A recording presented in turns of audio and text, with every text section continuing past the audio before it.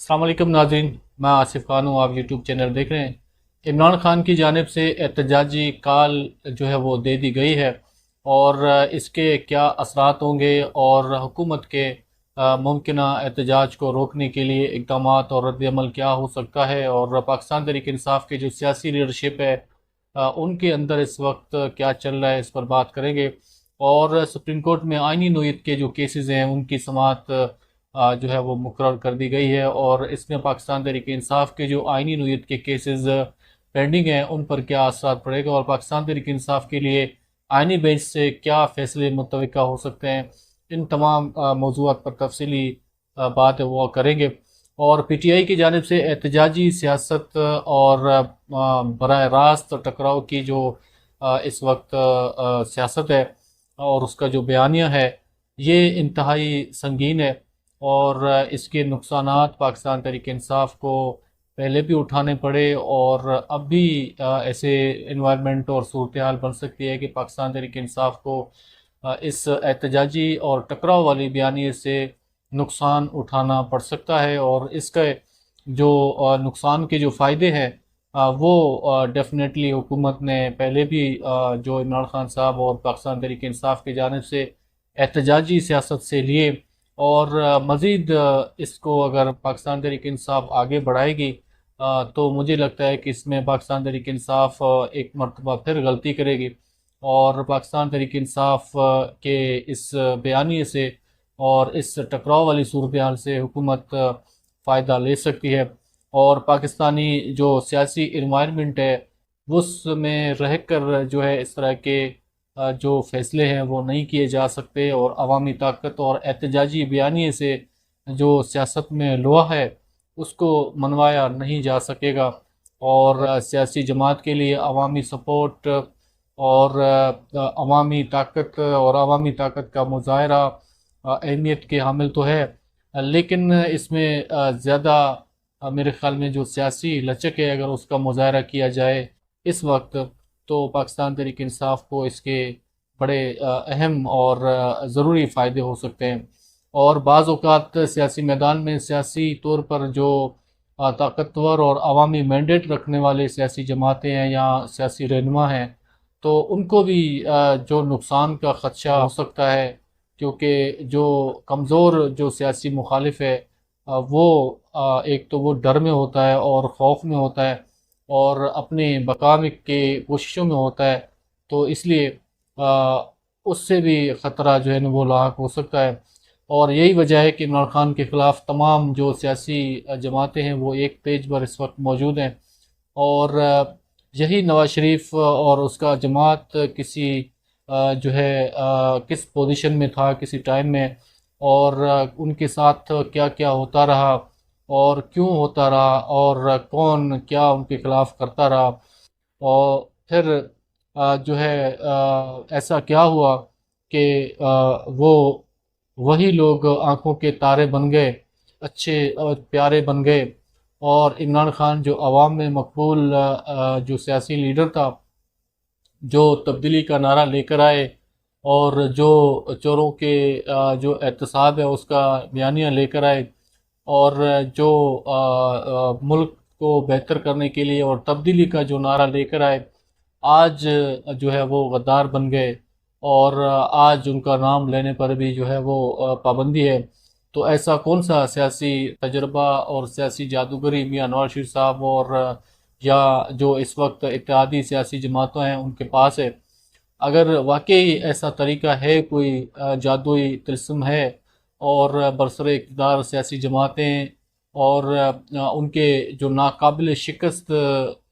جو سیاسی حکمت عملی ہے،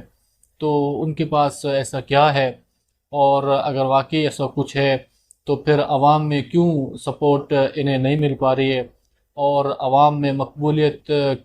کیوں جو ہے وہ یہ سیاسی جماعتوں کی نہیں ہے، اور کیوں جو یہ سیاسی جماعتیں ہیں ان کی جو لیڈرشپ ہیں وہ گزرے ہوئے کل کو سوچ کر دکھی ہوتے ہیں، اور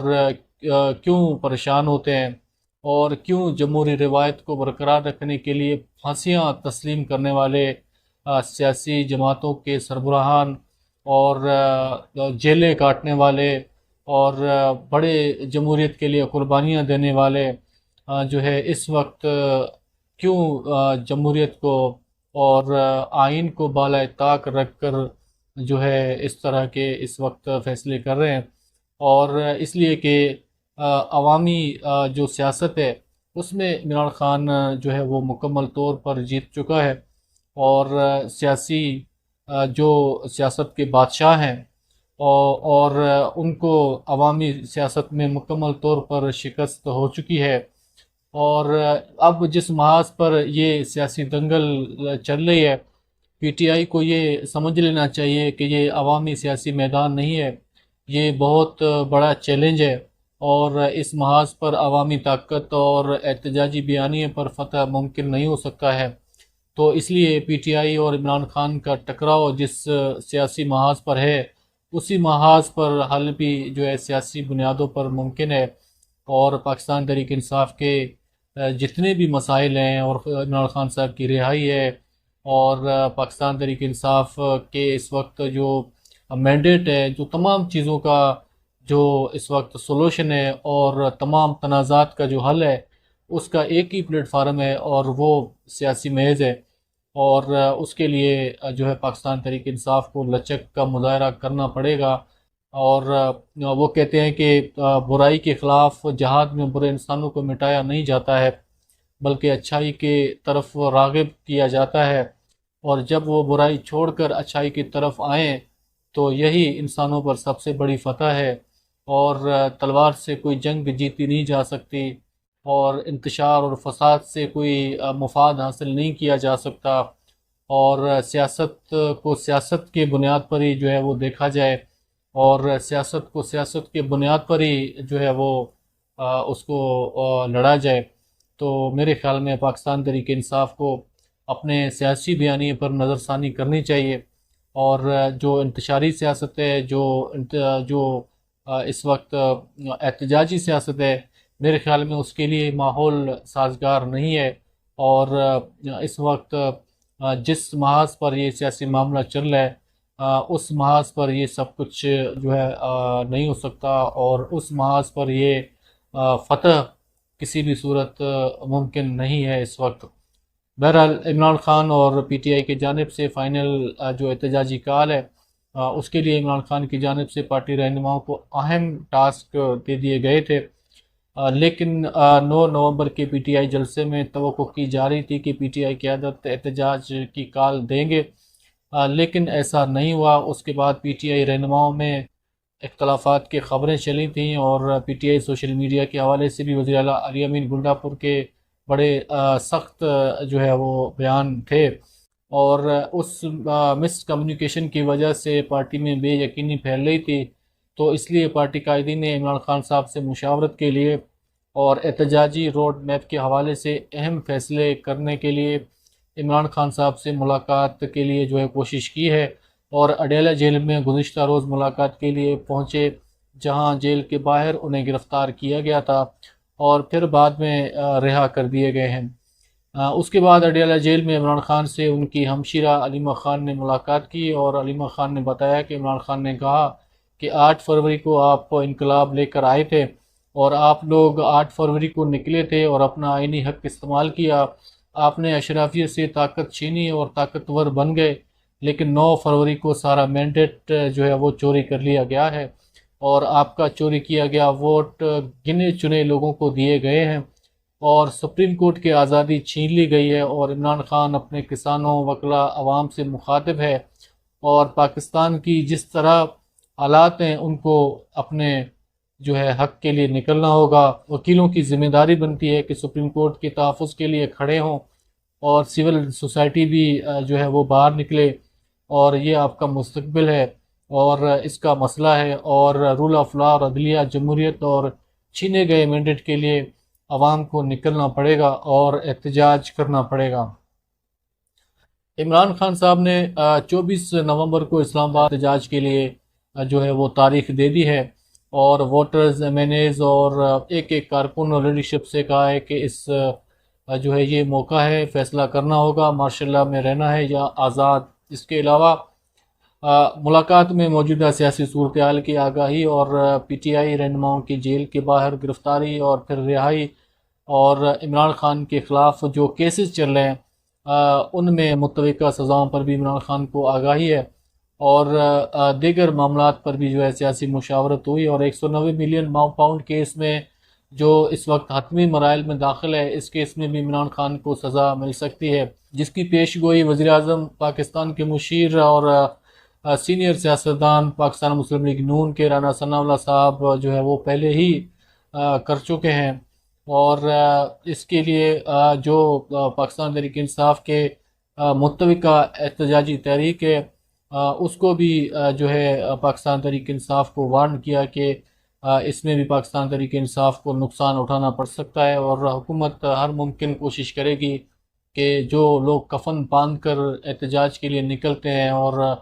حملہ آور ہوتے ہیں تو ان کو روکنے کے لیے جو ہے وہ انٹیلیجنس بنیاد پر جو ہے وہ کارروائی کی جا سکتی ہے، اور احتجاجی موومنٹ بننے سے پہلے انہیں روکا جو ہے جائے گا، اور میرے خیال میں 24 تاریخ سے پہلے ہی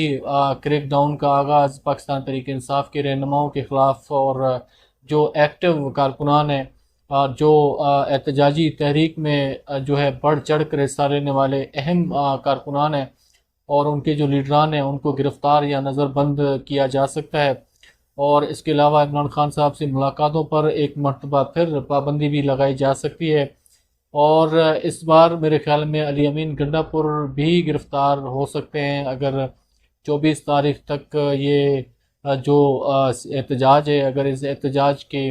جو موومنٹ ہے وہ زیادہ بڑھتی گئی اور اس احتجاج کو جو ہے اس کے لیے عوام جو ہے نکلنے کے لیے تیار ہوئی، اگر کوئی ایسا خطرہ اور کوئی ایسا صورتحال بنا تو پھر علی امین کو بھی جو ہے وہ گرفتار یا نظر بند کیا جا سکتا ہے، اور اس کے لیے پی ٹی آئی کو 24 تاریخ سے پہلے کس طرح تحریک کی تیاریاں کرنی ہیں اور کیا کیا مشکلات پیش آ سکتی ہیں یہ ذہن نشین کرنا ہوگا کہ عوام کے بیچ مرکزی لیڈرشپ موجود نہیں ہے، جو قائدین اس وقت پی ٹی آئی کو لیڈ کر رہے ہیں وہ کیا کریں گے اور ان قائدین کا سیاسی کردار کیسا رہے گا، اور یہ بڑے اہم سوالات ہیں پاکستان تحریک انصاف کے جو لیڈرشپ ہے ان کے اوپر بھی اس وقت جو سوالات ہیں وہ اٹھ رہے ہیں، تو بہرحال دیکھتے ہیں کہ یہ معاملہ کس طرف جا رہا ہے، اور اس میں پاکستان تحریک انصاف کے جو احتجاج ہے اس میں ان کو کامیابی مل سکتی ہے کہ یا نہیں مل سکتی، اور اس کے علاوہ سپریم کورٹ میں آئینی مقدمات اور بینچز کی تشکیل کے معاملے میں پیش رفت ہو گئی ہے، اور جسٹس امین الدین خان کے سربراہی میں 6 رکنی آئینی بینچ کل سے کیسز کی سماعت کرے گا، اور 14 نومبر کے لیے 18 مقدمات جو ہے بینچ میں سماعت کے لیے مقرر کی گئی ہیں، اور بہت ہی دلچسپ کیسز ہیں جو 20 سے 30 سالہ پرانے ہیں، اور اس میں موجودہ سیاسی صورتحال کے تناظر میں اہم کیسز ہیں، جیسا کہ کنونشن سینٹر کے نجی استعمال سے عمران خان کے خلاف اسقط نوٹس ہے، اس کے علاوہ خواجہ محمد آصف بنام وفاق پاکستان JJVL کیسز کی سماعت ہوگی، اور اس کے علاوہ chief justice Balochistan high court میں قاضی فائز عیسیٰ کے سربراہ جو تقرری ہے اس کی جو نظرثانی کیس ہے اس کی سماعت ہوگی، اس کے علاوہ آئینی بینچ کے لیے پہلا کیس انسانی حقوق سے متعلق ہے جو 1993 میں دائر کیا گیا تھا، اور دوسرا کیس 2003 میں ماحولیاتی آلودگی سے متعلق لیا گیا اسقط نوٹس ہے، اور تیسرا کیس 2016 سے زیر التوا ماحولیاتی آلودگی کا معاملہ ہے، اور چوتھا کیس 2012 کا نارکوٹیکس سے متعلق ہے، اور پانچواں اور چھٹا کیس ڈپٹی کمشنر کراچی کی تقرر سے متعلق ہے، اور ساتواں کیس 2014 میں آل پاکستان ٹیکسٹائل ملز ایسوسی ایشن کا نظرثانی معاملہ ہے، اور 15 نومبر کا پاکستانی شہریوں کے غیر ملکی اکاؤنٹس کے بارے میں 2018 میں لیے گئے اسقط نوٹس کا کیس ہے اس کی سماعت ہے، اور وفاقی محتسب یاسمین عباسی کی جانب سے لاہور ہائی کورٹ کے جج کو توہین عدالت نوٹس جاری کرنے کا کیس ہے، اور گلوکارہ میشا شفیع ہراسگی کیس ہے، اور انسداد دہشت گردی کے بارے میں لاہور ہائی کورٹ کے فیصلے پر اسقط نوٹس ہے، اور لیڈی ہیلتھ ورکرز پروگرام سے متعلق اسقط نوٹس کیس ہے، اور شمالی علاقہ جات میں ٹیکس کے نفاذ سے متعلق حبیب وہاب الخیری سن 2000 میں دائر کردہ 184 3 کے تحت کیس اس کی کیس کی سماعت ہے، اور اس کے علاوہ پی ٹی آئی کے اہم کیسز آئینی عدالت میں سنے جائیں گے جسٹس امین الدین خان صاحب کے عدالت میں. تو میرے خیال میں پی ٹی آئی کو اپنے کیسز پر فیصلوں کے حوالے سے کچھ امیدیں اس بینچ سے وابستہ نہیں ہیں، اور اس چیز کا پاکستان تحریک انصاف کو خدشہ ہے کہ جسٹس امین الدین خان صاحب کی عدالت میں پاکستان تحریک انصاف کے کیسز کا کیا ہوگا، اور ان کو اس آئینی بینچ سے انصاف ملے گی یا نہیں ملے گی. ابھی تک کے لیے اتنا ہی، ملتے ہیں اگلے ولاگ میں کچھ نئے خبروں کے ساتھ اور نئی موضوعات کے ساتھ. تب تک اجازت دیجیے. اللہ حافظ.